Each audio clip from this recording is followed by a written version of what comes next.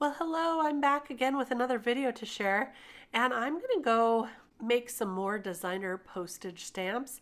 I have really loved making these, and you can see that I've made a lot of them, but most of them are with the Alice collection.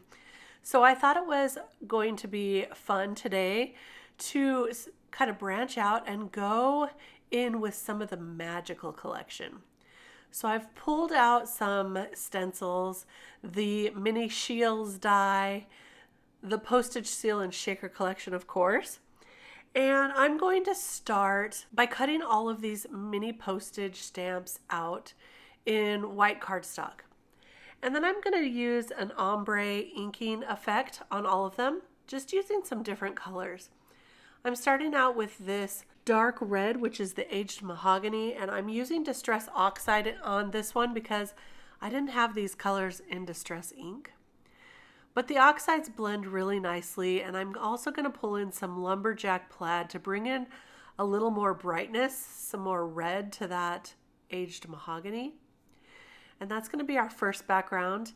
The next one I'm going to go in with a larger blending brush, and I'm going to hold that with my fingers and use some mint tape to kind of hold it steady and not get ink all over my fingers like I did on the last one.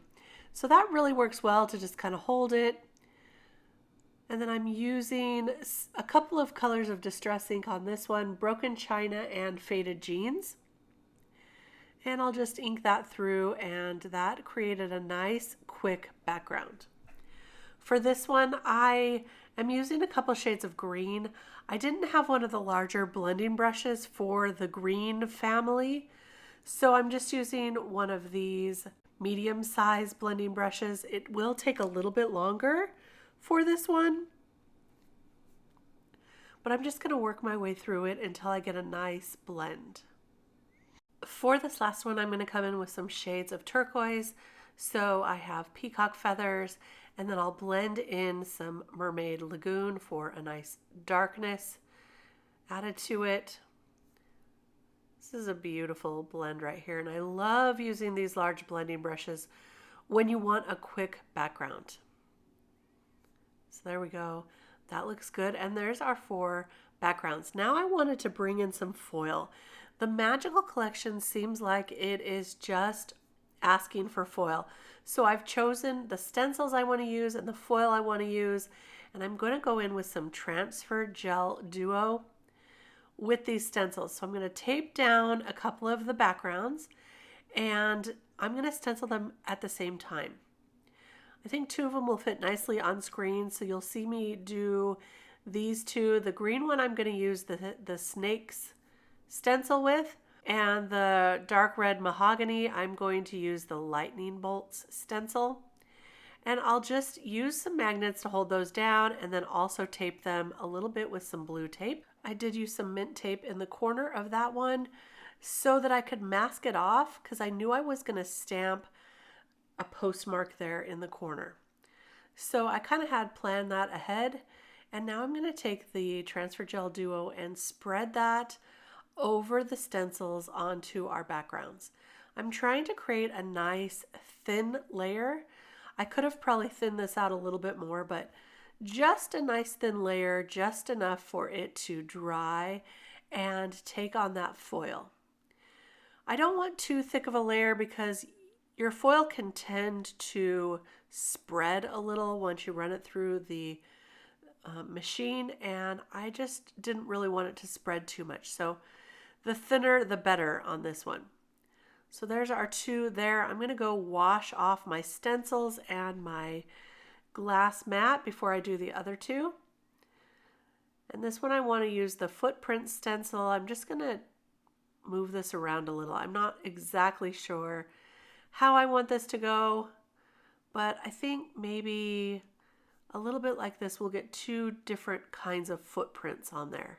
That's going to be fun. We'll try that. So I'll hold that down with my magnet and some tape. And then for this turquoise one, I'm using the Magic Stars or Starry Night stencil, and we'll go ahead and do the exact same thing. just a light layer of that transfer gel duo through the stencil on both of those. And then we'll pick those up and wash all of our tools.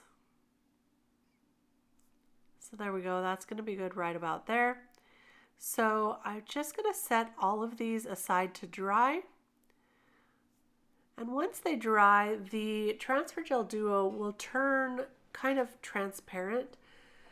So while that's drying, I'm going to choose some of my favorite stamps from the Magical collection.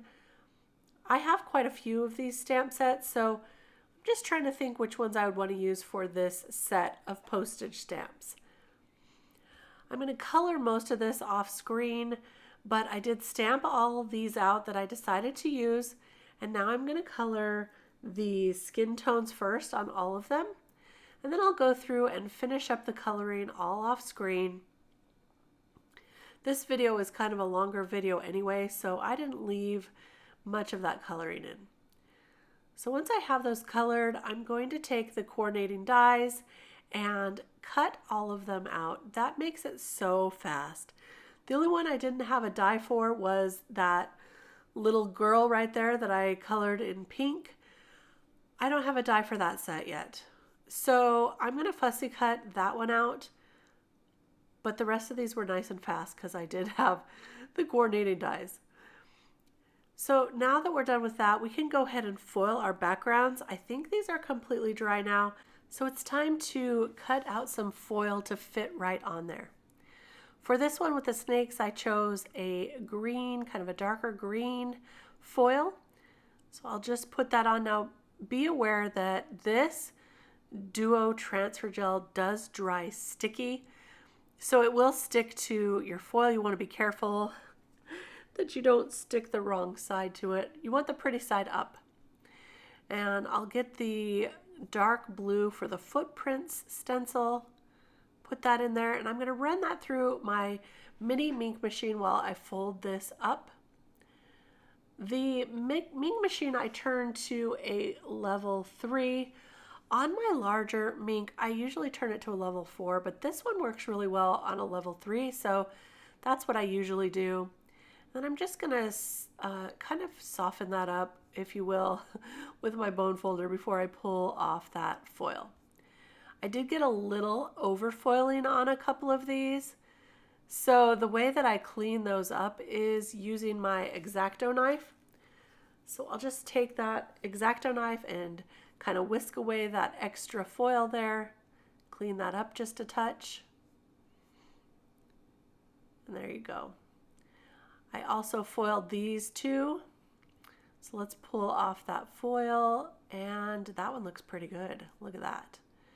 And then this one here with the lightning bolts. Also very, very nice. Now this lightning bolt stencil also looks really cool with gold texture paste or gold paste. I've done that before too. So if you don't want to foil, try some of your pastes with these as well.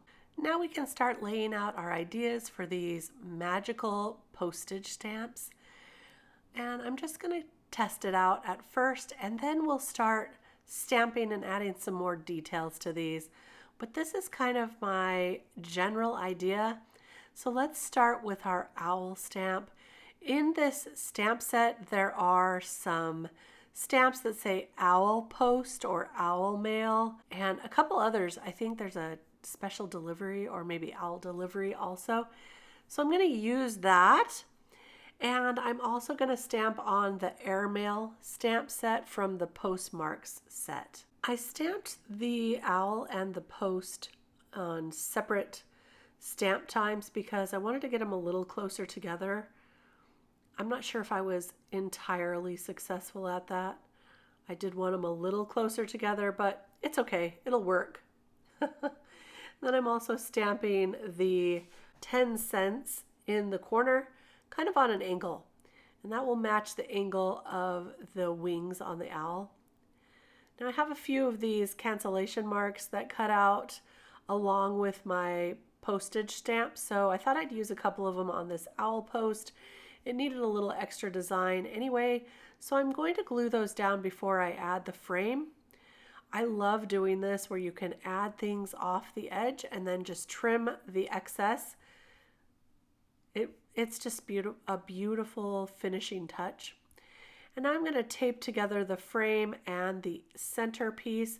I'm just using some score tape here to tape these together. You could use washi tape or even regular Scotch tape, whatever you have.